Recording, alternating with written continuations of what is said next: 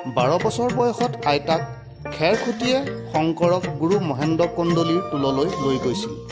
মহেন্দ্ৰ কন্দলীৰ টোলতে শংকৰে আকাৰ ইকাৰ ব্যৱহাৰ নকৰাকৈ লিখি উলিয়াইছিল কৰতল কমল কমলদল নয়ন শীৰ্ষক কবিতাটো।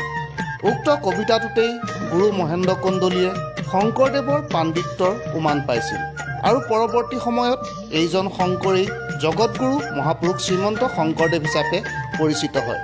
মহাপুৰুষজনাই লিখা কবিতাটোৰ অসমীয়া ভাৱাৰ্থ কি আছিল বাৰু?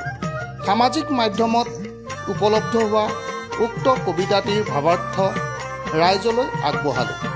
ভুল ত্ৰুটি হ'লে গঠনমূলক সমালোচনাৰে শুদ্ধৰণি কৰি দিব বুলি আশা প্ৰকাশ কৰিলোঁ।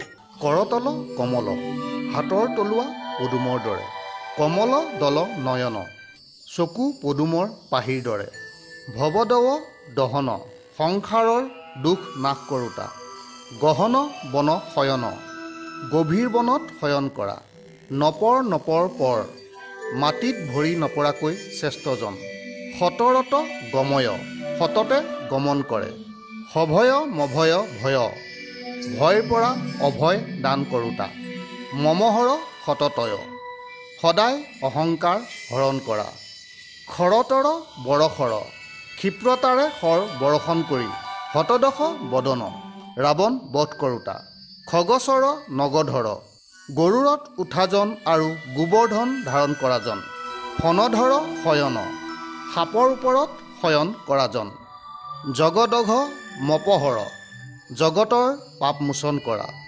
ভৱভয় তৰণ সংসাৰৰ ভয়ৰ পৰা ত্ৰাণ কৰা, পৰপদ লয় কৰ শ্ৰেষ্ঠজনৰ পদত লয় কৰা, কমলজ নয়ন পদুমৰ দৰে চকু।